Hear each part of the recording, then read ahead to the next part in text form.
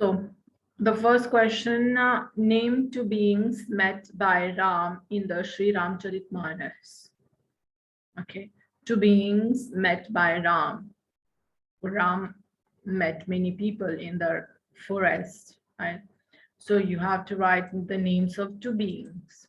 You can write Hanuman, you can write Shabri, you can write Jatayu, you can write also ape-like man. There are many, right? You can choose to write. Well, no need to do this one. I'm just going through it. Next question you should do, right? Describe what the Mundaka Upanishad says about the grieving man. If you remember when we explained about the Mundaka Upanishad, we said on a tree there were two birds. One bird was the witness and the other bird was eating the fruit. The one eating the fruit said no. The one who was not eating, who was just witnessing, said God, right? So that bird which was eating represents us Vidya men, right? So why eating the fruit actually means he was getting the results of his actions, of his past actions. Eventually, this is how life is. We have been taking birth, many births. We take birth again. We are in this human body. Our soul is in this human body. And at times we have happiness, at times we have sufferings. Why do we have this happiness and sufferings? Because of our past karma, right? So here the question is, describe what the Mundaka Upanishad say about the grieving man, the one who is grieving. We have pain in our life, we have suffering in our life. Okay, so what does the Upanishad, Mundaka Upanishad say about it? Let's see. We are in this situation, we are the man in the Mundaka Upanishad who is suffering, etc. Say no, yes, we are in this situation, we are sitting in the tree and we are sad, we are upset, we might be distressed. Why are we like this? It's all because of our, as I said, the grief depends on our past karmas. So just to note that the notes you are going to see here, they are from the marking schemes, and I have added also other ideas which you can write. Okay, so I continue. So the grieving man actually is the one who is sad, distressed, sitting on the tree, immersed, bewildered by his own impotence. Pareil comme nous étions at times, we are not sitting on the tree, bien sûr, but in this life, we are upset, we are bewildered, we get confused, we get confused, we are affected by the three gunas, especially in a state of confusion. C'est tamas gun qui predominate at that time. When we have beaucoup tamas gun, we are in a state of confusion where we can't take a proper decision, right? So like that bird, when he sees the Lord, ça l'autre bird qui était on the tree and was just witnessing, okay? That was the God. So when he sees the Lord contented and in glory, his grief passes away. We are living in this world, we have grief, we have sufferings, we have so many problems, right? as I said, because of the past karmas and even because of the present karmas as well, right? But when we see the other bird, we get influenced by the other bird. We get affected, but the proper word will be influenced. We get influenced by the other bird, by the witness. That other bird is God. So God is influencing us. God is attracting us towards him. So when we see the Lord contented, ça l'autre bird là, il pas type mange aucun fruit, d'après description in the Mundaka Upanishad. The bird was just sitting there and watching over everything. And that bird seems very content, satisfied, as if it doesn't desire anything. So when we come, when we man, we, nous, Bandimun, we are grieving and we come across, we meet such Lord who is content, who is satisfied, who is above the three gunas, right? Who is above all confusion and all. We get influenced by him. And when we come to know him, when we come to know God, our grief passes away. We forget our problems, our griefs, our sufferings. We don't have confusion. We don't have tamas, right? That is a simple question. Describe what the Mundaka Upanishad says about the grieving man. Okay. So this is the one of the questions to do.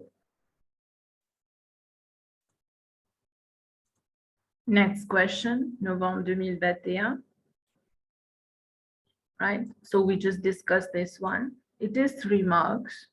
One could beaucoup, yes, but you don't have to write all tout ça là, bien sûr. I was just explaining how you can, in which direction you need to think and what to write. Let's discuss this one. I told you 10 marks questions are very important.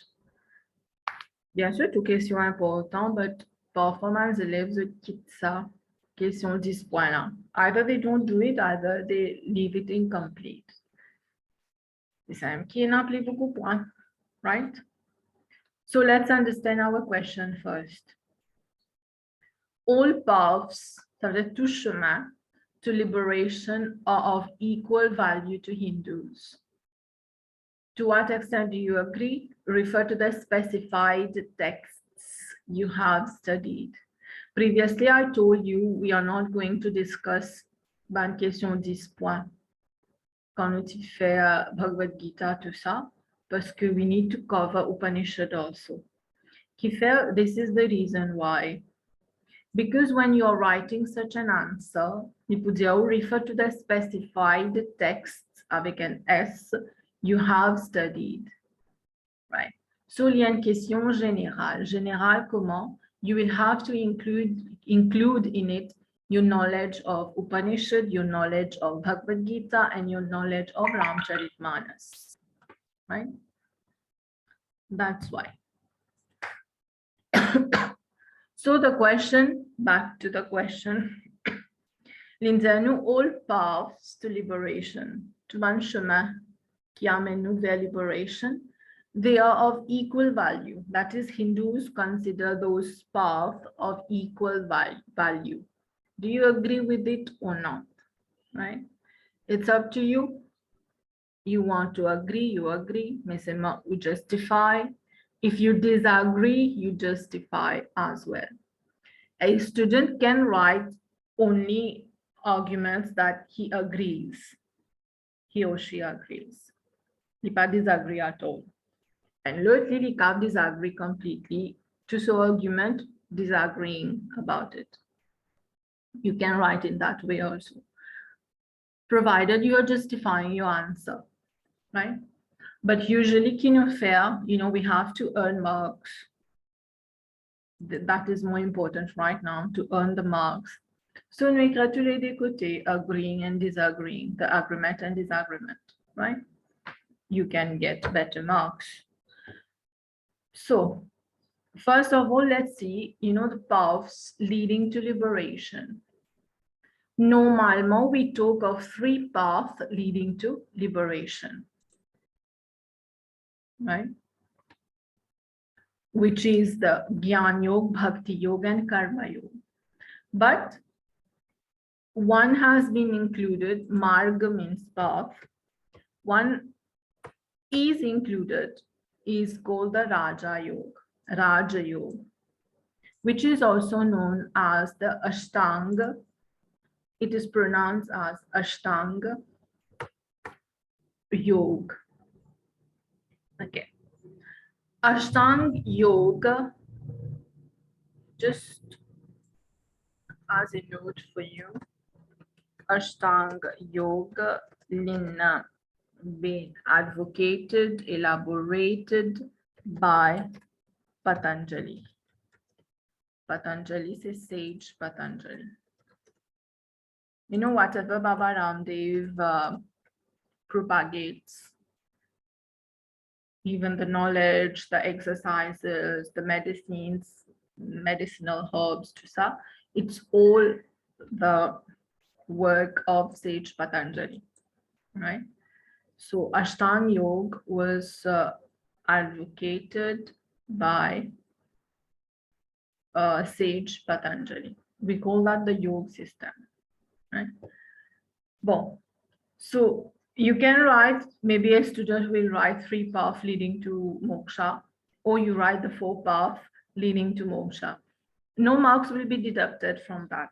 Okay. Even the Bhagavad Gita has said that initially in the Bhagavad Gita, few chapters, you will see that Krishna talks about 3 yoga, jnana, bhakti, and karma.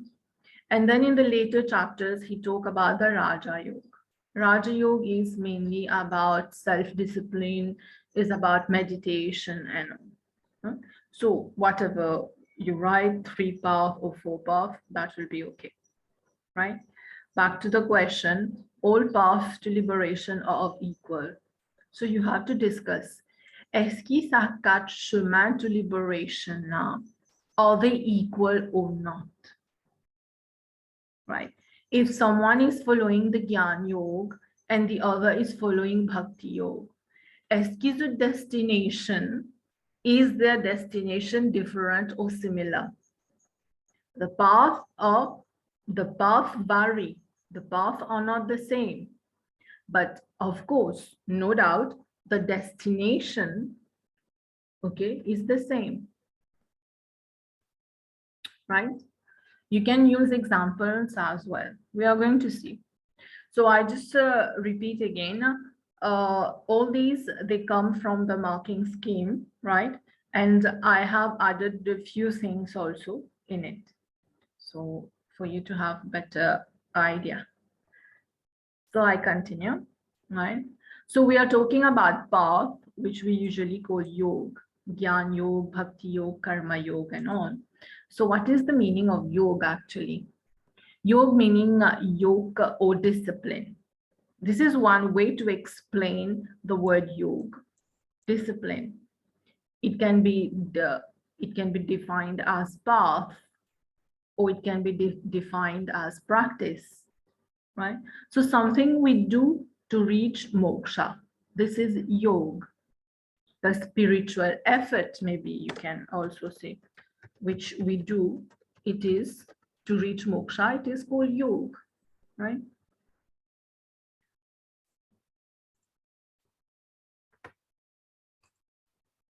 Each is a valuable path. Each path, each of them, they are valuable, but bien sûr different for different Hindus, right? Why do we actually choose these different paths? Maybe let's say, I give you one simple example. Let's say for me, Karma Yoga is far better. I find Karma Yoga far better. Someone among you will say maybe Gyan Yoga is better for her or him. Lot will say that Bhakti is better for her or him. For the other one, Raja Yoga will be better. So why is it that we are all humans, right? Why is it that we choose different paths? Why is it that we choose different paths? Okay, a person can choose different paths.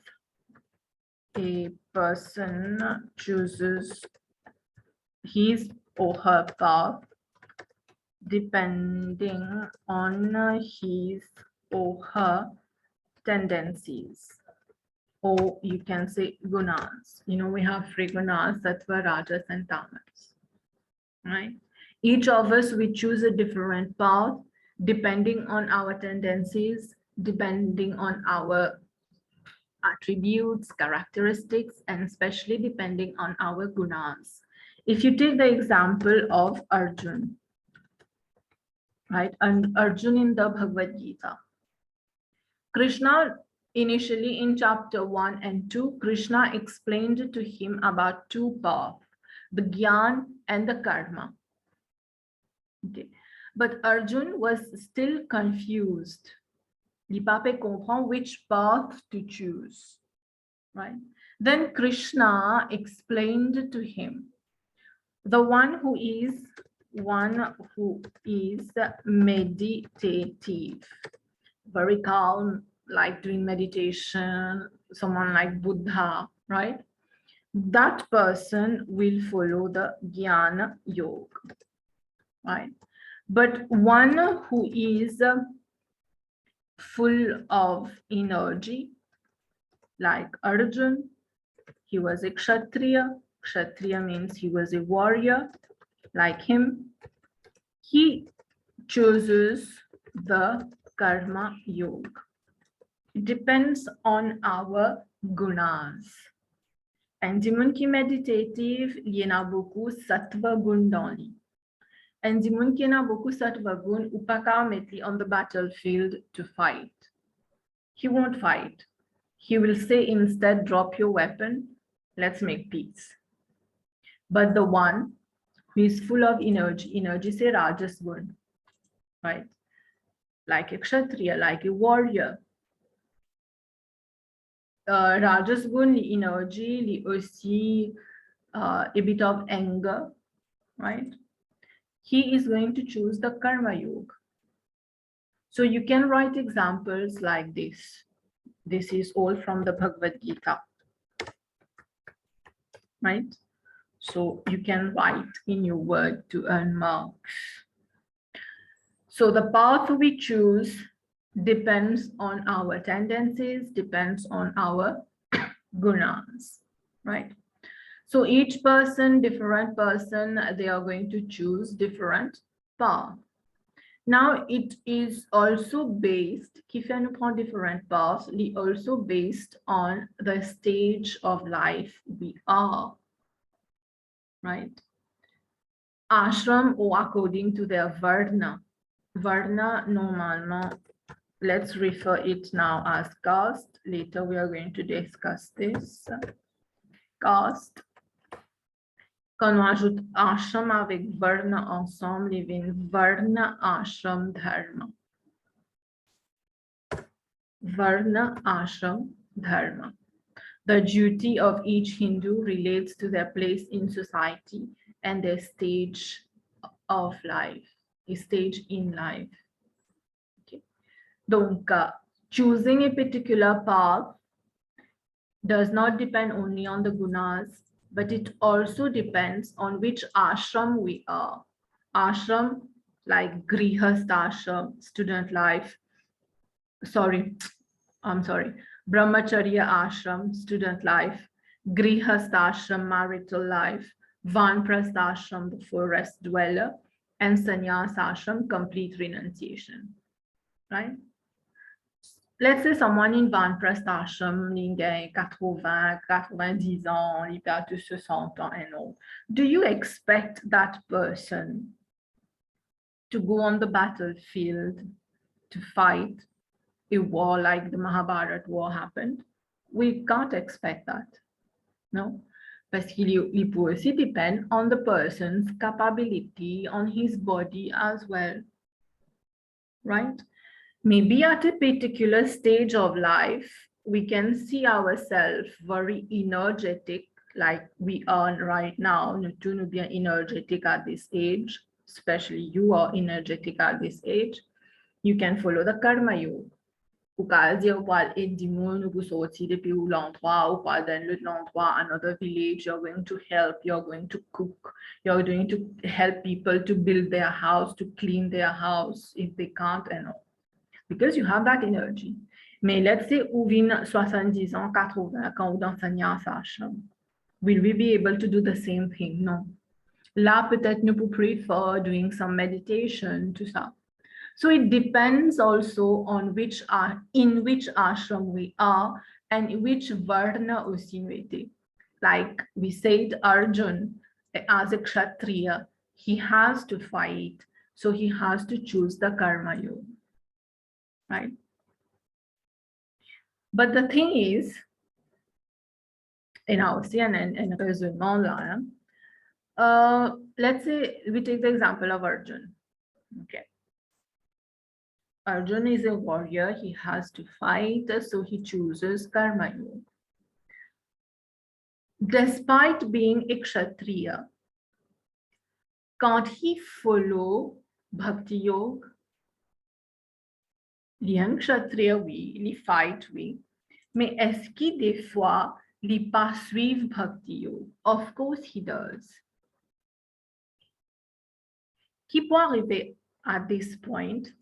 We are going to realize this sooner or later. We will realize in our life there will be a synthesis of the 3 ou bien the 4 paths. Pas 3 encore, hein? Sorry. 3 or 4 paths. There will be a synthesis. Synthesis, c'est quoi? Comme si there will be a merging of all the paths in our life. Example we were taking, Arjun. Arjun on the battlefield, he was fighting, he was following the karma yoga, the path of karma. Mais en même temps, the fact that he was talking to Krishna, expressing his feelings to Krishna, telling about his confusions, asking for help from Krishna, isn't that called bhakti? You have here to understand the term bhakti. Bhakti, normalement, quand on dit bhakti, peut-être qu'il pouvait dans la tête, c'est we sit in our puja ghar, we are going to chant the name of the Lord, we are going to do havan, fire sacrifices. Maybe in our head, this is bhakti, going to temple is bhakti. But bhakti is not only that. Thinking good about someone is bhakti. Communicating to God, talking to him, mempa through mantras, just talking in your language to God is bhakti, right? Actually, the word bhakti means to have intense love for God, right? So my point here is for Arjun, as a kshatriya, karma yoga est bien important. Mais en même temps, in our life, we will see that there will be a synthesis of the 3 paths in our life, right? I continue. So in Bhagavad Gita chapter 3, Krishna has said that, this is the quote from what Krishna has said, some are inclined to understand him by empirical philosophical speculation. Ça veut dire through Gyan. In Azumun, that reach, understand God through Gyan Yoga. And others inclined to know him by devotional work. Some people, they reach God through bhakti. Not by merely abstaining from work can one achieve freedom from reaction, nor by renunciation alone can one attain perfection. Ça est important. Not by abstaining from work can one achieve freedom. You know, abstaining from work, nous faire paresse, nous ne pas pour faire notre travail. Everyone, we have a mission on earth. We have some prescribed duty as we did in Bhagavad Gita, right? So if we abstain from that, We are not going to get freedom. We are not going to get moksha. No by renunciation alone can one attain perfection. Même si nous allons renounce life, we are going to choose the Gyan Yoga. Not necessarily we get perfection. That is my point of, synthesis, right? So we can choose our path, or we can have a synthesis, right? So all paths are the same, right? Because they have the same aim. Lipare Kumar, you can use that analogy in your work, that example in your work. There is a verse, I'm not remembering the verse, but I remember the meaning of the verse, which says that all the rivers flow to the same ocean. Likewise, I repeat, all the rivers flow at the end, we actually part in the same ocean. All the rivers flow to the same ocean. Likewise, our path may be different, but our destination is the same. One can follow the karma, l'autre follow bhakti, etc. But we are all reaching towards the ocean. Our destination is the same. Okay, so you can use that also analogy in your work if you want. So all paths have the same aim, right? Can be bhakti. Quand on fait bhakti, say we are more like worshipping a personal deity. Let's say if I love Shiv, I will be worshipping Shiv, right? Karma Yoga for those in the world focusing on doing good works. Who are going to follow Karma Yoga? For those persons who prefer to do some good work. Some people who do ritual also, you see called Karma Yoga. May be practiced by a householder. Karma Yoga is practiced by householder, dans Vanprasthashram. For example, the householder will take care of the family, will work for the family, will buy food for the family, will give donations, will pay income tax. But at the end, to Sara se karma yoga. Let's say when we are paying income tax, how is it karma yoga? We are doing something, we are contributing for the betterment of others. So income tax, the government is supposed to use the money to build infrastructure, to build hospital, etc. Right? So Karma Yoga is also practiced by householders. That is in the Grihasthashram, in caring for the family and all. The Gyan Yoga is for those people who will like to give up all worldly pleasures. Udanianti hut puli rester lipu satisfied. This kind of person who focuses the mind on the nature of God, who meditate, does meditation. Now, let's see about the Ashtanga Yoga, right? Ashtanga can be written like this, Misemali pronounced like having H here, Ashtanga Yoga. So it is meditation. Ashtanga Yoga is meditation, finding God with the heart and within the heart as well. Followed by ascetics at Kumbh Mela. I don't know if you know that in India there is Kumbh Mela, right? I guess every 12 years there is Kumbh Mela in India. Many people, many ascetics, Usivana Aghori, they go there to the Kumbh Mela. Aghori, we are not going in details, Kizut fair and all, but Aghori, they are ascetics. They have renounced life completely.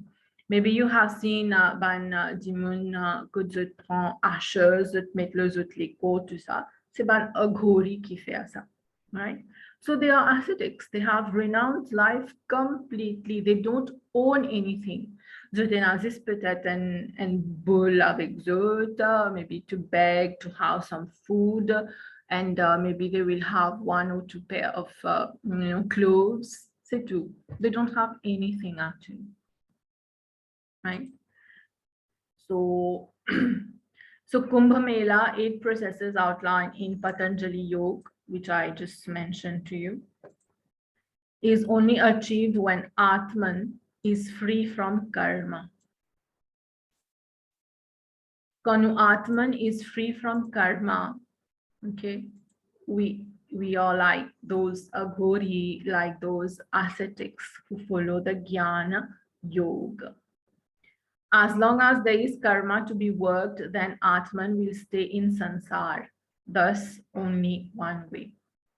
Tant que nous avons our account of karma, nous faisons beaucoup karma dans le passé, dans our past birth as well, right? Tant que pour sa account of karma qui nous a payé là, we will come on earth again and again. You will see yourself working a lot in terms of because karma yoga, right? But quand sa account of karma li diminue net or practically living nil, right? Then you will see you will be at peace. We will be at peace. We won't find the need of, following the karma yoga. Nous pouvons plutôt focus on Gyan Yoga, Raja Yoga. We will do only meditation. We will meditate on the Supreme. Right? You will see in that way also to write about it. There may be different paths, but all lead to one moksha, to one way to moksha. Krishna in the Bhagavad Gita has said, as the ignorant perform their duties with attachment to result, similarly, the learned may also act, but without attachment, for the sake of leading people on the right path. Krishna speaks in Bhagavad Gita in chapter 2, where he says that when we do an action with attachment, when we do an action having expectation, what happens? We are called ignorant, the ignorant. What will happen then? We will be born again and again. But when we do an action without expectation, without attachment, we are called a learned, right? And of course, here we are not born again. We detach completely. But that does not mean the person does not do the karma. Il est capable de faire karma, but without expectation. So the Mundaka Upanishad supports the idea of more than one path to liberation. So even the Mundaka Upanishad says we can follow one path, we get other paths as well. Diverse practice within Hinduism and the existence of the four recognized paths to suit an individual or stage of life suggests that they are equal, they have equal value. Since comment on dit, dépend nos gunas, dépend nos stage of life, nos caste, etc., we are going to choose the path. So it means that all the paths have equal value, right? None is superior. No path is superior. They are of equal value, right? However, the different yoga are not all equally accessible. Tout chemin n'est pas accessible pour tout. Right?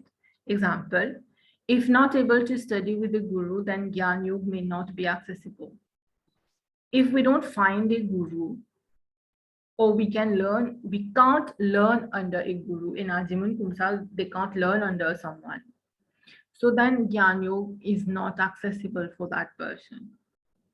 Parce que before doing anything good, gyan is important.